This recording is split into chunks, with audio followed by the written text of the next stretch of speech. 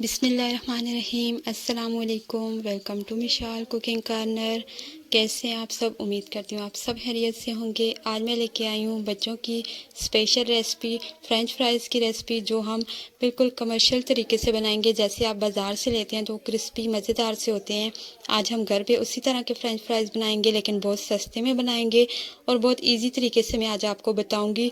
तो आपने ज़रूर रेसिपी को फॉलो करना है और सारे स्टेप जैसे मैं आपको बताऊँगी उस तरह से फॉलो करेंगे तो बिल्कुल आपके फ्राइज़ भी बाज़ार की तरह क्रिस्पी और मज़ेदार होंगे। तो आइए चलते हैं, रेसिपी को स्टार्ट करते हैं। बिस्मिल्लाहिर्रहमानिर्रहीम। तो यहाँ पे हमने ले लिए हैं, रेसिपी को स्टार्ट किया, हमने आलू ले लिए। आलू हमने कोई भी जो घर में आपके पड़े हों आप वो यूज़ कर सकते हैं। थोड़े बड़े साइज़ के लीजिएगा ताकि फ्राइज़ हमारे बड़े और एक जैसे हों, और आलू का साइज़ भी आपने कोशिश करनी है कि सेम रखना है। उसके बाद हमने आलू की छिलका उतारने के बाद उसकी कटिंग करनी है। कटिंग आप सबको पता है कि फ्राइज़ की जैसी कटिंग होती है, ना आपने उनको बहुत मोटा रखना है और ना ही आपने बहुत उनको पतला करना है, बल्कि दरमियाने साइज़ के आपने इस तरह से फ्राइज़ बना लेने हैं जिस तरह से मैं कटिंग कर रही हूँ। कोशिश करनी है कि साइज़ सेम हो, बहुत ज़्यादा बीच में डिफरेंस ना हो। तो अब यहाँ पे मैंने 2 आलू लिए हैं, उनकी कटिंग अच्छे से कर लेंगे और उनको फ्राइज़ की शेप दे देंगे। यहाँ पे सारे फ्राइज़ हमने कट कर लिए हैं। अब फ्राइज़ कटिंग हो चुके हैं, लेकिन उनके बाद हमने उनको दोबारा से वॉश करना है। आलू को मैंने छिलका उतारने से पहले भी एक दफ़ा वॉश कर लिया था ताकि उसके ऊपर जो मिट्टी वगैरह होती है वो रिमूव हो जाए। अब मिट्टी तो रिमूव हो गई, लेकिन आलू के अंदर स्टार्च होता है वो भी हमने इसमें से निकालना है। तो इसको अच्छे से आपने वॉश कर लेना है। वॉश करने के बाद यहाँ पे एक प्लेट में मैं इनको निकाल लूँगी, फ्राइज़ जो हमारे कटिंग किए हुए हैं।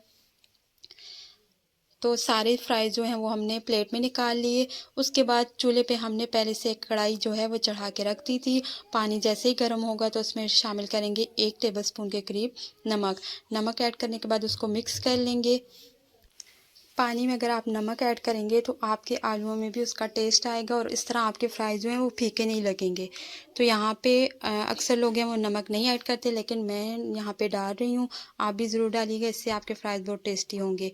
अब जैसे ही पानी में बॉयल आएगा तो आपने फ्राइज़ इसमें डालने हैं और फ्राइज़ को आपने 3 मिनट तक बॉयल करना है, ज़्यादा टाइम नहीं देना।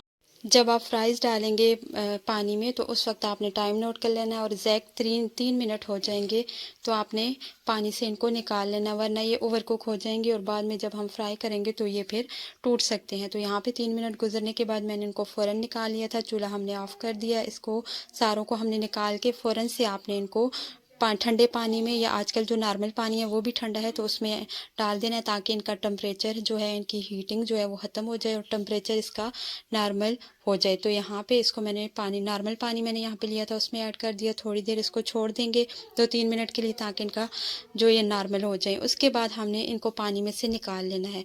अब यहाँ पे 2-3 मिनट गुजरने के बाद मैंने दोबारा इनको पानी में से निकाला है और यहाँ पे अब नेक्स्ट स्टेप आपने ये करना है कि पानी से निकालने के बाद इनको आपने अच्छे से ड्राई कर लेना है। पानी इसमें बिल्कुल भी नहीं होना चाहिए। तो यहाँ पे पेपर टॉवल पे हम इसको डाल के अच्छे से आपने इसको ड्राई करना है। तो मैं सारे जो फ्राइज़ हैं इसके ऊपर डाल लूँगी। तो यहाँ पे फ्राइज़ इसके ऊपर सारे हमने डाल दिए। उसके बाद ऊपर से दोबारा एक और टॉवल से हम इसको अच्छे से ड्राई कर लेंगे।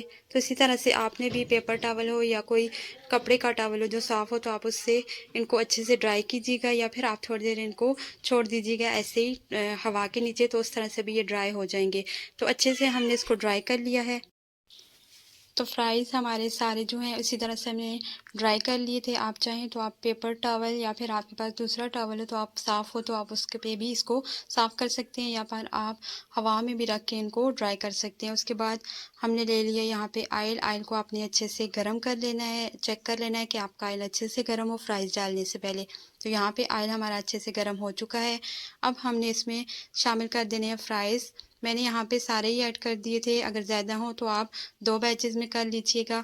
तो यहाँ पे फ्राइज़ डालने के बाद इसको आपने ज़्यादा नहीं छेड़ना है। 3 मिनट तक आपने इसको टाइम देना है। 3 मिनट तक हम फ्राइज़ को मीडियम टू हाई फ्लेम पे पकाएंगे और यहाँ पे इसको 1-2 दफ़ा आपने बीच में चम्मच चला लेना है।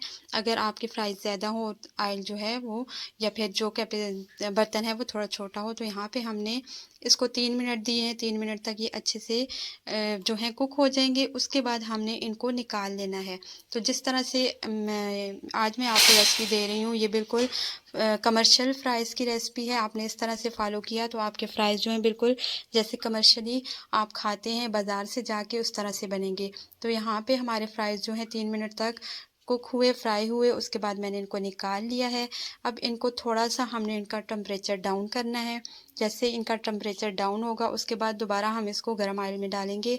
तो यहाँ पे इसको मैंने सारे फ्राइज़ निकाल लिए थे और फ्लेम जो मैंने था ऑफ़ कर दिया था। उसके बाद 2-3 मिनट के बाद दोबारा फ्लेम को ऑन करेंगे, ऑयल अच्छे से दोबारा गरम कर लेंगे। उसके बाद दोबारा जो फ्राइज़ हैं हम इसमें ऐड कर देंगे।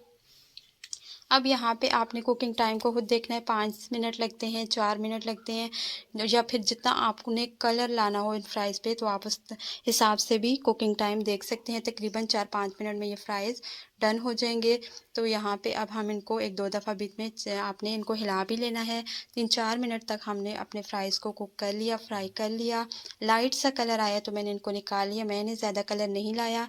आप चाहते हैं इन पे गोल्डन सा कलर आए तो आप थोड़ी देर और इनको छोड़ सकते हैं। जब तक इन पे कलर नहीं आ जाता आप इनको फ्राई होने दें। जैसे ही कलर आएगा तो आपने इनको निकाल लेना। यहाँ पे मुझे जो फ्राइज़ चाहिए थे, जैसे फ्राइज़ चाहिए थे क्रिस्पी मज़ेदार से, वो हो चुके थे तो मैंने इनको निकाल लिया है। सारे फ्राइज़ हम निकाल लेंगे। बहुत ही ज़बरदस्त, बहुत ही क्रिस्पी और बिल्कुल कमर्शियल स्टाइल हमने आज फ्राइज़ बनाए हैं। आप ज़रूर इस रेसिपी को इसी तरह से फ़ॉलो कीजिएगा। इनको मैंने पेपर टॉवल पे दोबारा निकाली है ताकि जो एक्सेस ऑयल है वो निकल जाए। केचप के साथ इसको बच्चों को दें या फिर मेहमानों को दें, सबको ये बहुत पसंद आने वाले हैं और कोई यकीन नहीं करेगा कि आपने इनको घर पे बनाया है। और आप भी उनको ज़रूर ये बताइएगा कि आपने इनको घर पे तैयार किया और बहुत ज़बरदस्त और परफेक्ट बनाया है। उम्मीद करती हूँ मेरी आज की रेसिपी आपको ज़रूर पसंद आई होगी। वीडियो पसंद आई हो तो लाइक और शेयर कर दीजिएगा। चैनल पे न्यू है तो मेरे चैनल को भी सब्सक्राइब करके बेल का आइकन प्रेस कर दीजिएगा। Thanks for watching. अल्लाह हाफिज़।